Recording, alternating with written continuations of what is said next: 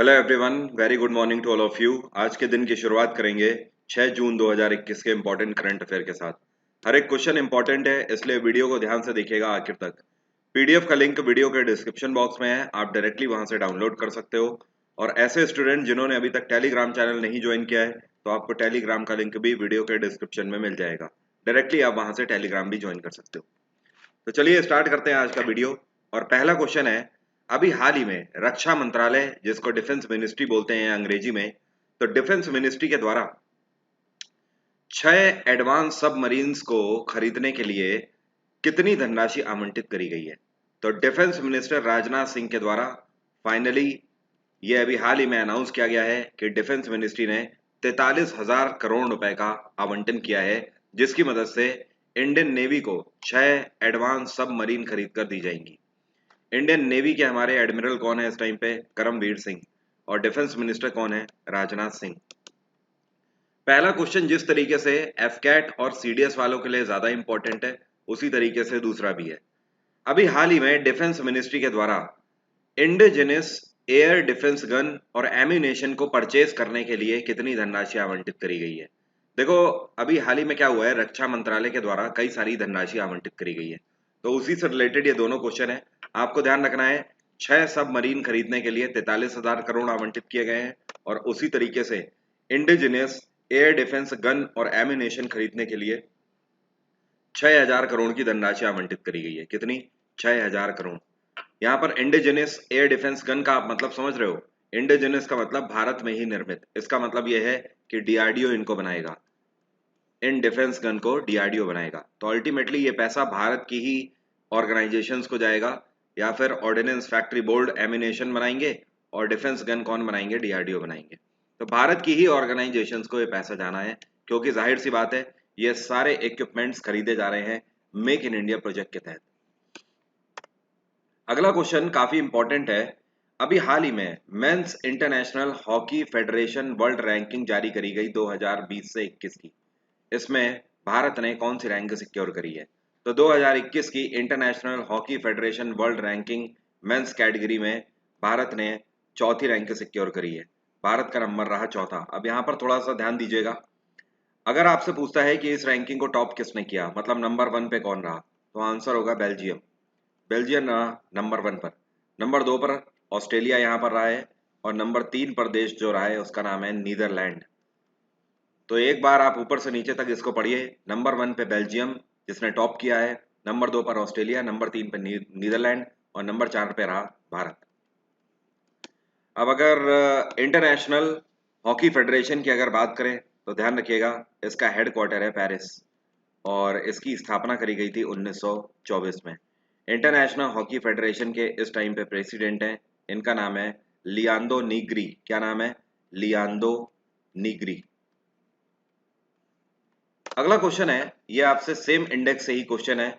आपसे कह रहा है international hockey federation world ranking में महिलाओं की भारतीय टीम ने कौन सी रैंक सिक्योर करी। जैसे कि पुरुषों की भारतीय टीम ने चौथी रैंक सिक्योर करी है, वैसे ही इस क्वेश्चन में आपसे पूछ रहा है महिलाओं की भारतीय हॉकी टीम ने कौन सी रैंक सिक्योर करी है। तो यहाँ पर आप देख सकते हो, women's international hockey federation world ranking में भारत ने 9वीं रैंक सिक्योर करी है। 9th रैंक भारतीय महिलाओं की टीम ने सिक्योर करी है। नंबर 1 पे नीदरलैंड, नंबर 2 पे अर्जेंटीना, नंबर 3 पे ऑस्ट्रेलिया। नीदरलैंड की कैपिटल है एम्स्टरडेम, अर्जेंटीना की कैपिटल है ब्रूनो आयर्स, ऑस्ट्रेलिया की कैपिटल है कैनबरा। इसी तरीके से अगर यहाँ पर बात करें तो बेल्जियम की कैपिटल है ब्रसल्स, ऑस्ट्रेलिया की कैनबरा, और नीदरलैंड की एम्स्टरडेम। अगला क्वेश्चन है, अभी हाल ही में नीति आयोग के द्वारा सस्टेनेबल डेवलपमेंट इंडेक्स 2021 का जारी किया गया है, जिसमें भारत का कौन सा राज्य है जो कि टॉप परफॉर्मिंग स्टेट रहा। तो नीति आयोग की सस्टेनेबल डेवलपमेंट इंडेक्स 2021 के आधार पर केरल रहा भारत में top performing state. Top performing state का आप मतलब समझ रहे हो, इस पर एक नहीं कई सारे पैरामीटर्स पर ध्यान दिया जाता है, जैसे कि कौन सा राज्य भारत सरकार की स्कीमों को बेहतर तरीके से अप्लाई कर रहा है अपने राज्य में, कौन सा राज्य राज्य सरकार की स्कीमों को अप्लाई कर रहा है, स्टूडेंट्स की एजुकेशन पर कितना ध्यान दिया जा रहा है, एंटरप्रेन्योर्स को कहां कहां पर मौका दिया जा रहा है, महिलाओं की सुरक्षा की क्या कंडीशन है। इस तरीके की कई सारी ट्रेड्स पर ध्यान देते हुए सस्टेनेबल डेवलपमेंट इंडेक्स तैयार किया जाता है। तो आपको ध्यान रखना है 2021 के इस इंडेक्स में बेस्ट परफॉर्मिंग या टॉप परफॉर्मिंग स्टेट रहा केरला। अब इसी में एक क्वेश्चन आपसे और पूछेगा, नीति आयोग की सस्टेनेबल डेवलपमेंट इंडेक्स 2021 में वर्स्ट परफॉर्मिंग स्टेट कौन सा रहा, मतलब सबसे खराब कंडीशन कौन से राज्य की रही? तो आंसर है बिहार। बिहार की कंडीशन सबसे खराब रही, चाहे वो स्टूडेंट्स की एजुकेशन की बात करें या फिर वहां पर एंटरप्रेन्योरशिप की बात करें या फिर केंद्र या राज्य सरकार की स्कीमों को लिवाई करने की बात करी जाए, हर केस में वर्स्ट रहा बिहार। तो इंपॉर्टेंट क्वेश्चन है, ध्यान रखिएगा। और नीति आयोग की स्थापना आपको पता है कब करी गई थी? 2015 में। नीति आयोग के चेयरपर्सन हमेशा प्रधानमंत्री ही रहते हैं, चाहे कोई भी प्रधानमंत्री हो। तो इस टाइम पे प्रधानमंत्री नरेंद्र मोदी इसके चेयरपर्सन है। नीति आयोग के वाइस चेयरपर्सन है डॉक्टर राजीव कुमार और इसके सीईओ है शक्तिकांत दास। क्या नाम है? शक्तिकांत दास। और आप लोग ध्यान रखिएगा, वैसे मैंने आपको कल भी बताया था, लेकिन अगर कोई भी न्यू स्टूडेंट मेरे साथ जुड़ रहा है तो आप लोग ध्यान रखिए, अगले 7 दिन तक ये स्पेशल क्लासेस मेरी चल रही हैं। 5 तारीख से स्पेशल क्लास मतलब कल से शुरू हो चुकी है और ये 11 तारीख तक बैक टू बैक चलती रहेगी। डेली शाम को 6 बजे मेरी आपसे मुलाकात होगी, चाहे आपने अनअकैडमी को सब्सक्राइब किया हो या ना किया हो। फ्री ऑफ कॉस्ट ये बैच मैंने सबके लिए लॉन्च किया है, जहां पर मैं एमसीक्यू करा रहा हूँ इंपॉर्टेंट। क्लास का अनलॉक कोड है वरुण 777 और इस वीडियो के डिस्क्रिप्शन बॉक्स में आपको क्लासेस के सभी लिंक मिल जाएंगे, तो उसके लिए आप खुद को रजिस्टर कर लीजिए फ्री ऑफ कॉस्ट। आज शाम को 6 बजे मेरी आपकी मुलाकात होगी। कल पहली क्लास हिस्ट्री की हो चुकी है जिसमें बेसिक क्वेश्चन कराए थे, आज दूसरी क्लास होगी जिसमें एडवांस क्वेश्चन कराऊंगा। अगला क्वेश्चन है, अभी हमारे जो यूनियन मिनिस्टर हैं नरेंद्र सिंह तोमर, इनके द्वारा Indus best mega food park की स्थापना कहां पर करी गई? तो इस फूड पार्क की स्थापना करी गई छत्तीसगढ़ के अंदर। यहाँ पर आप लोगों में से कई लोगों को कंफ्यूजन हो सकता है जिन्होंने इस क्वेश्चन को नहीं पढ़ा है पहले, क्योंकि इसका नाम Indus best mega food park है, इस वजह से आपको कंफ्यूजन हो सकता है कि ये हिमाचल प्रदेश या पंजाब की तरफ होगा, लेकिन ऐसा नहीं है। इसको छत्तीसगढ़ में अभी हाल ही में इनॉग्रेट किया गया है यूनियन मिनिस्टर नरेंद्र सिंह तोमर के पास, और इनके पास रूरल डेवलपमेंट मिनिस्ट्री है। आपको पता है मेगा फूड पार्क जब स्थापित किए जाते हैं तो इनका मेन मकसद क्या होता है? इसका मकसद होता है हॉर्टिकल्चर को बढ़ावा देना, मतलब बागवानी को बढ़ावा देना, फलों और सब्जियों का जो उत्पादन है उसकी पैदावार को बढ़ाना, और इतना ही नहीं, क्वालिटी पैदावार करना, जिसके तहत भारत सरकार फलों और सब्जियों को एक्सपोर्ट भी कर सके ज्यादा से ज्यादा। तो इसका उद्घाटन किया गया छत्तीसगढ़ में, रायपुर में। कहाँ पर? रायपुर में।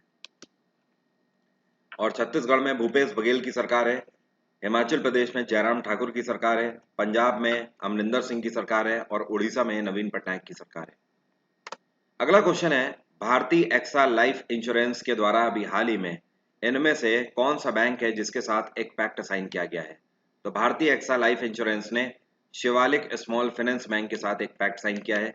इसका मेन मोटो यह है कि पूरे भारत में शिवालिक स्मॉल फाइनेंस बैंक के जितने भी कस्टमर हैं उन सभी को भारतीय एक्सा लाइफ इंश्योरेंस की तरफ से लाइफ टाइम इंश्योरेंस दिया जाएगा।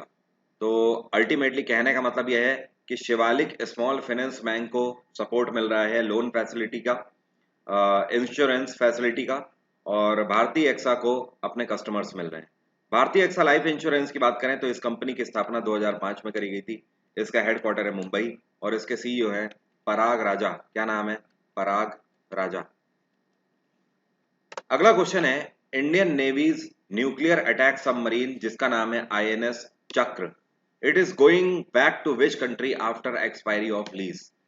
आपको बता दूं, बात हो रही है यहाँ पर, ये जो आप सबमरीन देख पा रहे हो इसका नाम है आईएनएस चक्र। तो ये अभी हाल ही में वापस भेजी जा रही है कौन से देश में? क्वेश्चन ये पूछ रहा है, क्योंकि इसकी जो लीज है उसकी एक्सपायरी डेट हो चुकी है, मतलब कहने का इसकी लीज का टाइम खत्म हो चुका है।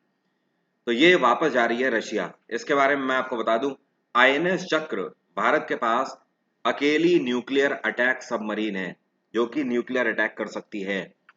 तो इस सबमरीन को भारत ने रशिया से लिया था लीज पर। अब ये लीज का जो टेन्योर है ये 2021 में खत्म हो चुका है और इसी टेन्योर के साथ इसको वापस भेजा जा रहा है रशिया में।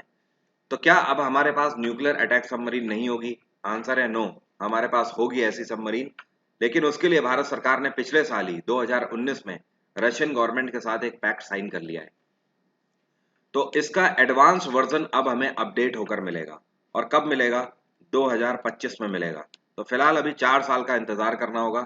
4 साल के बाद भारत के पास 2025 में फिर से आईएनएस चक्र का अपडेटेड वर्जन आ जाएगा और इसका नाम क्या होगा? इसका नाम होगा आईएनएस चक्र 3 ने इसका नाम होगा। ठीक है, तो आईएनएस चक्र 3 जो कि रशिया हमें देगा कब तक? 2025 तक। इसके लिए भारत सरकार ने कितने की डील साइन करी है? भारत सरकार के द्वारा रशिया को $3 बिलियन दिए गए हैं। कितने? $3 बिलियन। ये पिछले साल ही हो चुका है, 2019 के आखिर में। वैसे यहाँ पर एक चीज आपको और ध्यान रखनी है, ये जो $3 बिलियन की डील साइन हुई है, इसके तहत अब जो आईएनएस चक्र 3 आएगी, ये हमारे पास कितने सालों के लिए रहेगी? ये हमारे पास 10 सालों के लिए डील साइन हुई है। मतलब अगले 10 सालों के लिए $3 बिलियन दिए गए हैं इसको लीज पर लेने के लिए। बट ये आएगी कब? अगले 4 साल बाद, 2025 में। रशिया में व्लादिमीर पुतिन की सरकार है, कैपिटल है मॉस्को, यूएई की कैपिटल है अबू धाबी, फ्रांस की कैपिटल है पेरिस और अमेरिका की कैपिटल है वॉशिंगटन। अगला क्वेश्चन है, अभी हाल ही में मैग्मा फिनकॉर्प लिमिटेड के नए चेयरपर्सन के रूप में किसको अपॉइंट किया गया है? तो मैग्मा फिनकॉर्प लिमिटेड के नए चेयरपर्सन बनाए गए हैं आदर पूनावाला। क्या नाम है? आदर पूनावाला। आदर Poonawalla serum institute of India के भी चेयरपर्सन है। और आपको पता है सीरम इंस्टीट्यूट ऑफ इंडिया 2 तरीके के वैक्सीन बनाती है, एक तो एस्ट्राजेनेका इन्हीं का वैक्सीन है और साथ में कोविशील्ड भी इन्हीं का ही वैक्सीन है। अब अगर मैग्मा फिनकॉर्प लिमिटेड की बात करें तो इसकी स्थापना 1988 में करी गई थी। इस कंपनी का हेडक्वार्टर है कोलकाता, इसका एक बॉम्बे ऑफिस भी है। अगला क्वेश्चन है, ये कौन से भारतीय हैं जिनको अभी हाल ही में board of international dairy federation में मेंबर के रूप में इलेक्ट किया गया है? तो इनका नाम है आर एस सोडी। आर एस सोडी कौन है? आप लोगों को पता है ना, अमूल का दूध आता है, बटर आता है। तो जो अमूल कंपनी है जिसका हेडक्वार्टर है गुजरात में आनंद, उस अमूल कंपनी के मैनेजिंग डायरेक्टर हैं आर एस सोडी। तो आर एस सोडी को board of international dairy federation में मेंबर के रूप में इलेक्ट किया गया है अभी हाल ही में। तो एक तरीके से आप बोल सकते हो कि पूरी दुनिया में डेयरी फेडरेशन में भारत को रिप्रेजेंट करेंगे आर एस सोडी। अगला क्वेश्चन है, we have observed international day of innocent children victims of aggression on which date? अंतरराष्ट्रीय दिवस ऐसे बच्चों के लिए कब मनाया जाता है जो कि कहीं ना कहीं एग्रेशन का शिकार हो चुके हैं? तो ऐसे बच्चों के लिए अंतरराष्ट्रीय दिवस मनाया जाता है हर साल 4 जून को। और आपको पता है ये दिवस हम लोग कब से मना रहे हैं? ये दिवस यूनाइटेड नेशंस के द्वारा 1982 से मनाया जा रहा है। 1982 में जो लेबनान वॉर हुआ था, वहां पर जो बच्चों की हत्या हुई थी, उसके बाद से international day of innocent children victims of aggression के रूप में हर साल 4 जून को यह दिवस मनाया जाता है। अगला क्वेश्चन है, अभी हाल ही में वर्ल्ड एनवायरनमेंट डे हम लोगों ने कौन से दिन मनाया? विश्व पर्यावरण दिवस। बहुत इंपॉर्टेंट क्वेश्चन है। कभी भी अगर ध्यान रखिएगा, इस टाइम के आसपास पेपर हो रहा है और अगर वहां पर एनवायरनमेंट डे नहीं पूछा गया है पेपर में, ऐसा हो ही नहीं सकता। हर क्वेश्चन पेपर में, हर बार पेपर में ये दिवस जरूर पूछा जाता है और ये आसान भी है बहुत याद रखना, क्योंकि बहुत पहले से पूछा जा रहा है। 5 जून को हर साल मनाया जाता है अंतरराष्ट्रीय या विश्व पर्यावरण दिवस। और इम्पॉर्टेंट चीज ये है कि इस बार की थीम आप लोग ध्यान रखिएगा, इस तरीके की छोटी थीम हमेशा पूछता है एसएससी। इस बार की थीम थी इकोसिस्टम रेस्टोरेशन। रेस्टोरेशन का मतलब पता है क्या होता है? हिंदी में इसको बोलते हैं मरम्मत। तो इकोसिस्टम को, हमें अपने एनवायरनमेंट को मरम्मत करनी है, उसको ठीक करना है। वर्ल्ड एनवायरनमेंट डे 2021 की थीम। अगला क्वेश्चन है, अभी हाल ही में टीएम कलियन्नम गोंदर का निधन हो गया। इनका नाम क्या है? टीएम कलियन्नम गोंदर। तो इनका निधन हो गया, ये क्या थे? राइटर, पोएट, फ्रीडम फाइटर या फिर स्पोर्ट्स पर्सन? तो टीएम कलियन्नम साहब जिनका निधन हो गया, ये फ्रीडम फाइटर थे, क्रांतिकारी थे। इनका अभी 101 वर्ष की उम्र में निधन हो गया। इनके बारे में आपको कई इंपॉर्टेंट फैक्ट बताता हूं मैं। जब ये केवल 19 साल के थे तब इन्होंने इंडियन नेशनल कांग्रेस ज्वाइन करी थी।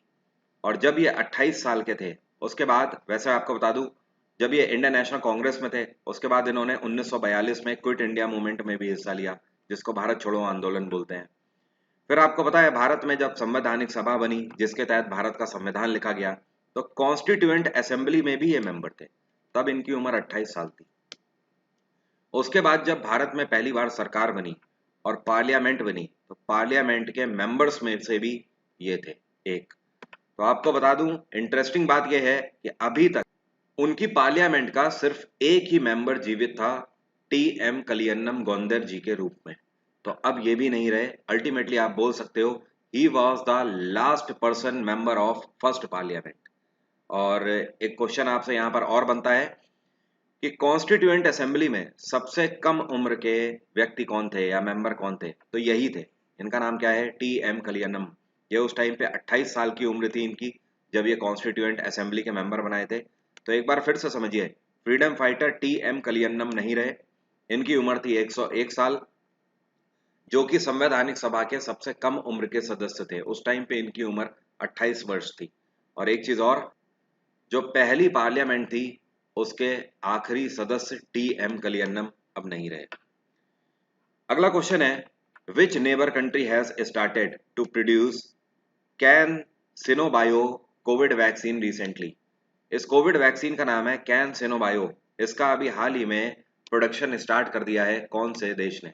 इसका प्रोडक्शन पाकिस्तान ने अभी हाल ही में स्टार्ट कर दिया है। आपको पता है कैन सिनोबायो कहाँ की वैक्सीन है?